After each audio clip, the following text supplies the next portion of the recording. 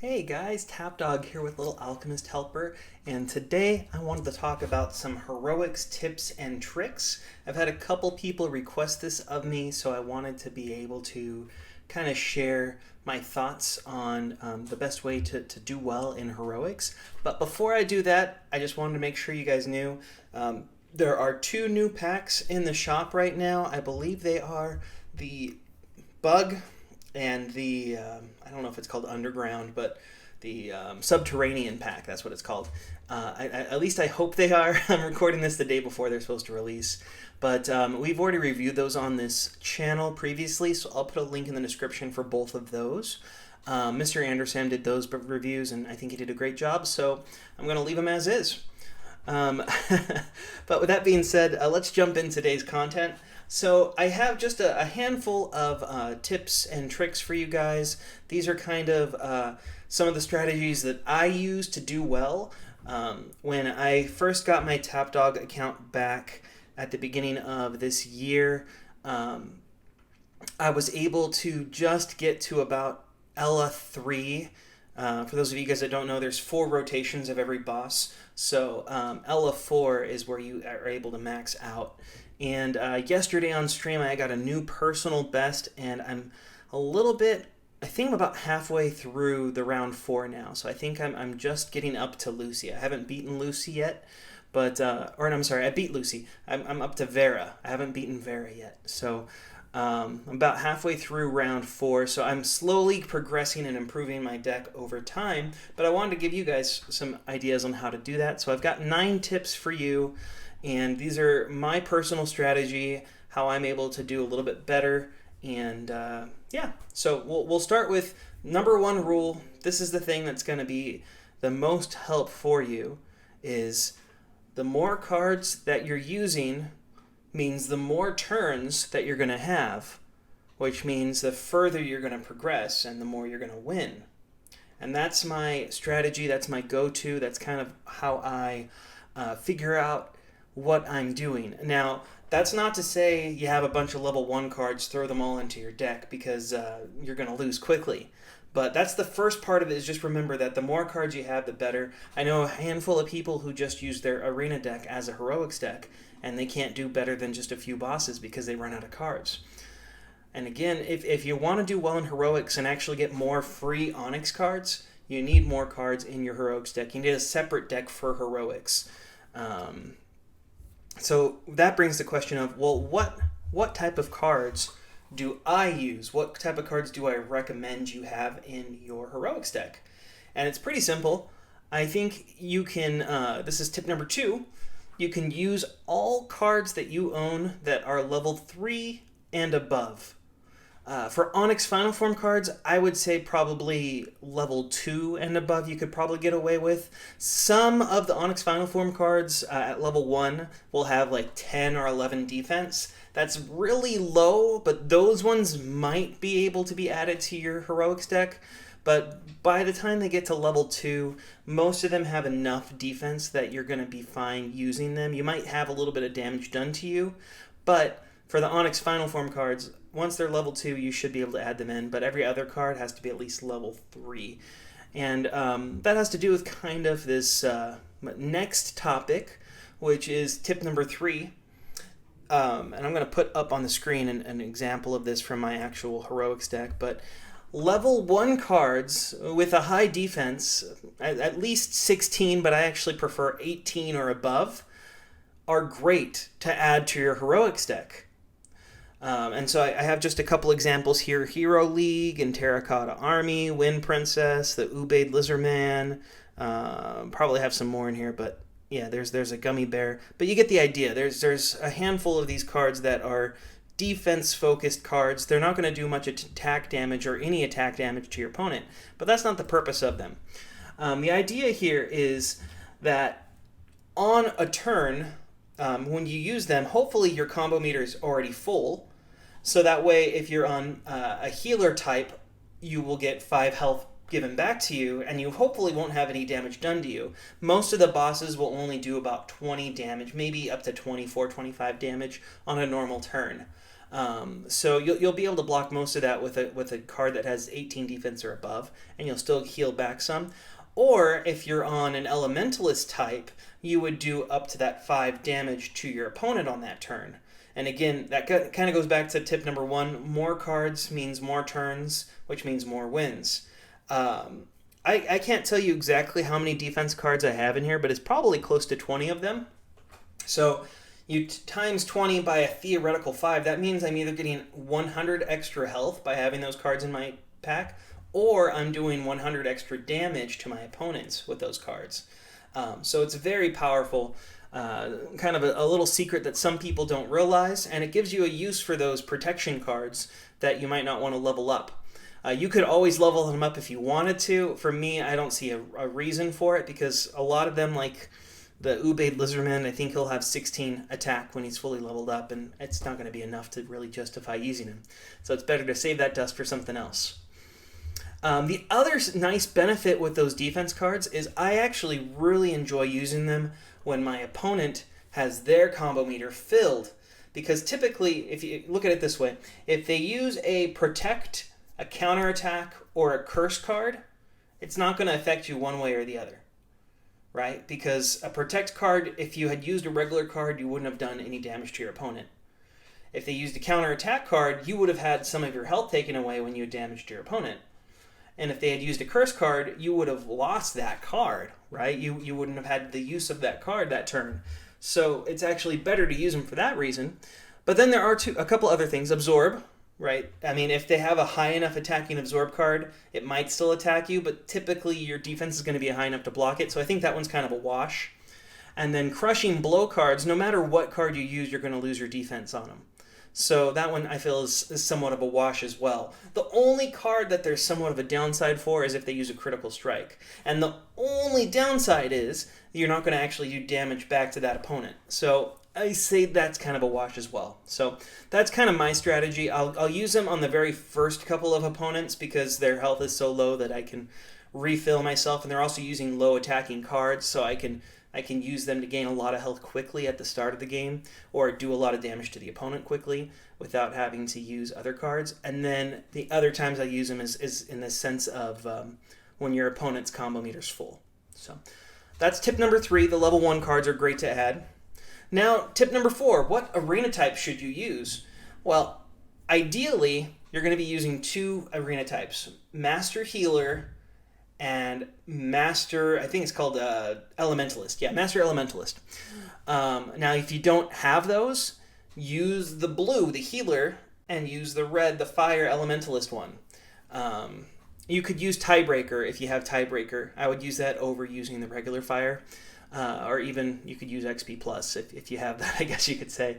But the idea here is you don't want to use your Enchanter ability. It's not really going to be a beneficial one here. But you really want to use the Master Healer or the Master Elementalist, because at the start of every single round, you would either be gaining up to 10 health or doing 10 damage to your opponent. And when you go through 40 rounds potentially, that means an extra potential of 400 health or 400 damage against your opponents. And again, that's just going to help you along the way. Little by little, get you further along. So to go along with that, my strategy personally for me, and you might have less cards, so you might not need to do this much, but I will spend the first 10 battles at least all in the Master Healer. And usually by the end of beating Ella number 1, I'll have somewhere around at least 150 health, but normally closer to 200 or maybe even 250 health. Sometimes it is as low as 150 if I've just had every boss be a elementalist attacking me.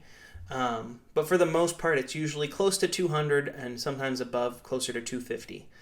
Then I'll switch over to the Master Elementalist when I start the second round of bosses.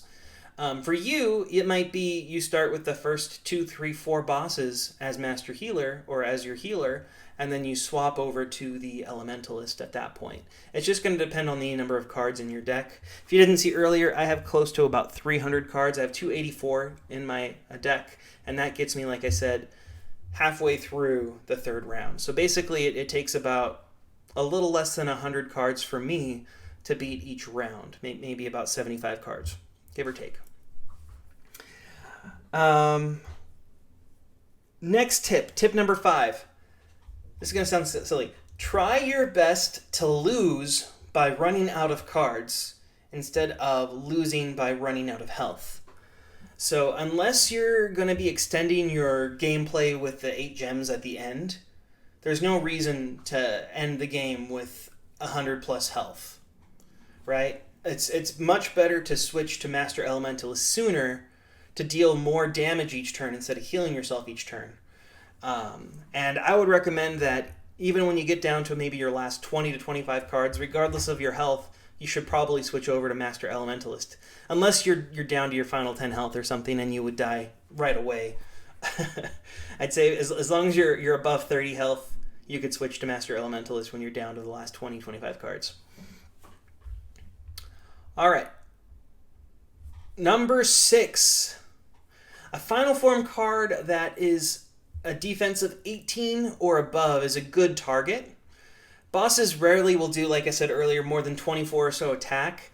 You should be fine losing a little bit of HP as long as that card's going to be doing a bunch of damage back to them. This also means, though, that a lot of Diamond Final Form cards would be great to add to your deck at level 3 rather than waiting until they're level 5 or 4 to add to your deck. And so that kind of goes with this, I thought, of allocating your dust carefully. A better way to look at this is if you were to level up 2 Diamond Final Form cards to level 3, it would cost you 246 dust versus 1 level 5 Diamond Final Form card being 378. So that's almost 50% more dust that you need to level that 1 card up to level 5. So you'd be able to do a lot more turns, which means winning more and getting further with 2 level 3 Diamond Final Form cards instead of 1 level 5. You can always go back later when you have a plethora of dust to upgrade those cards, fuse them, whatever you need to do. But to start, to get you going, use your dust wisely, make a bunch of level 3s, then go back and do the level 5s. So, tip number 7. So let's say you're looking at the heroics tiers. Let me put this on the screen real quick. I haven't done my rewards yet today, so I'm kind of far down. I'm in tier 2. Usually I'll probably get up to about rank 13 or 14, somewhere in there. But you can see right now I'm in heroics tier 2, and if I reach rank 20, I'd be in heroics tier 1. So let's say as I battle, I got to rank 21 and I lost.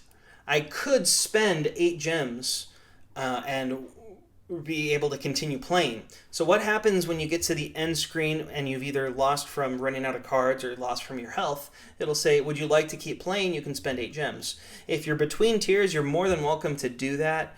I would only probably do that if I'm on the last day and I want to guarantee that. Maybe I've got 700 skulls and I wanted to have 1,000 so I could buy an Onyx card.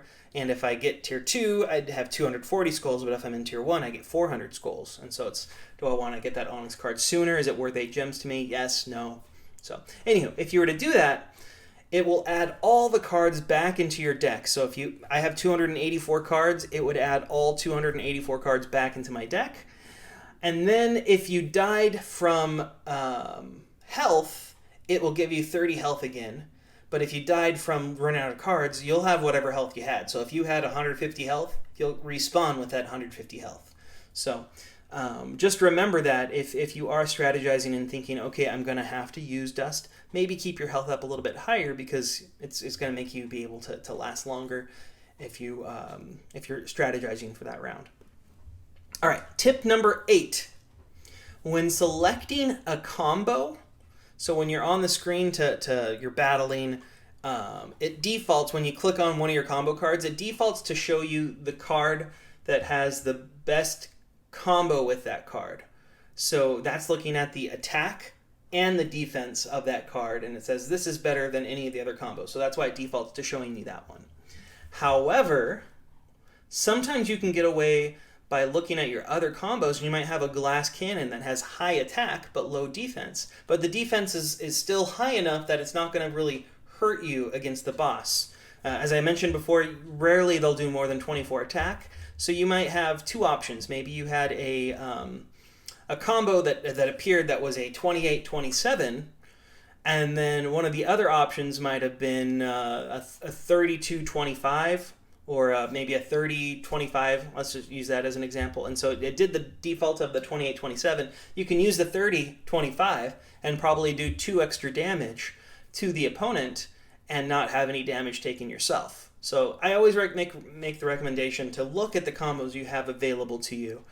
With a Heroics deck, you're going to have a lot more cards in there that make a lot more combos than what you're used to seeing in your Arena deck. And so you might not realize that quite a few Bronze combo cards, let's say, will do some really good Diamond combos with Gold combo cards that you just didn't realize because they're not in your Arena deck. So I would say make sure you look at that, and that'll help you out. And then lastly, this is going to sound a little controversial, but I'm going to talk about the rewards. So I'm going to put that up on the screen right now. So rewards.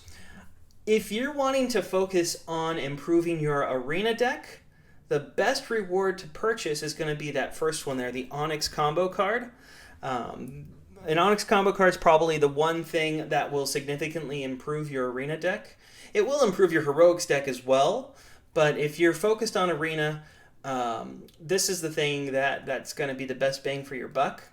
Now, it does cost 1,000 skulls, and so for top players, we get about 400 skulls every other week, which means theoretically you get about 10, maybe 11 Onyx cards per year if you are in the top every single time. Now, conversely, if you're wanting to actually improve your Heroics deck, you could go for the Onyx card, but your actual better option is this Diamond Final Form Card 2 pack. This pack has a bunch of Diamond Final Form cards in it, including all of the boss Diamond Final Form cards, which are some of the best Final Form cards in this game. They have the highest attacks and defenses. Anna is the number 2 critical strike card in the game. Quite a few of these are the number 1s or the number 2s for their respective Final Forms. So these are all really great additions to add to your deck. And since it only costs 250 skulls, you can buy 4 of these in the same time it would take you to buy 1 of the Onyx combo cards, which means that over the course of a year, instead of only getting 10 or 11 Onyx cards, you'd be getting 40 to 45 of these Diamond Final Form cards. And that will greatly improve your ability to get further in this. And you might, obviously, I'm using the 400 skulls as my point of reference here, but the point would still stand. If you were only getting 1 Onyx card a year from Heroics, you'd be able to get 4 of these Diamond cards. And then slowly but surely, you go back to tip number 1, more cards you have, the further you progress, the more wins you have, the more skulls you get. And then once you get to a spot where you're always in the top spot, or you're getting enough skulls, you're happy, you can go back to the Onyx cards and get those. But if you're really wanting to do better in the Heroics, it might be worth it to go for that pack. You can go for the other pack, the regular Diamond Final Form card pack, but the better one of the two is the second pack because it has all those boss cards in it. So I would strongly recommend don't buy anything else. The gold combo card pack that costs 500 skulls is all the event cards, and you get those for free now. The events repeat, so don't do that. And then the rare Final Form cards is not worth it, even for the 100 skulls cheapness of it. And the boosts, you don't want to waste. That's just dust. You get this dust very, very... It's just, don't do it. Don't ever waste your skulls on the boosters. But that's going to do it. Those are my 9 Heroics tips and tricks. And hopefully what I'll probably try to do is not this, but maybe my next video will just be a Heroics run, so you can kind of see me using all of these strategies in my actual live battles. As a reminder, you can actually watch me live. I'll be streaming, I guess it'd be tonight, because this is going to come out on Thursday, on Twitch. I'll put a link to that in the description down below. But I do want to thank you for your time, and hopefully give this a like, a thumbs up, and I will talk with you real soon. All right, take care.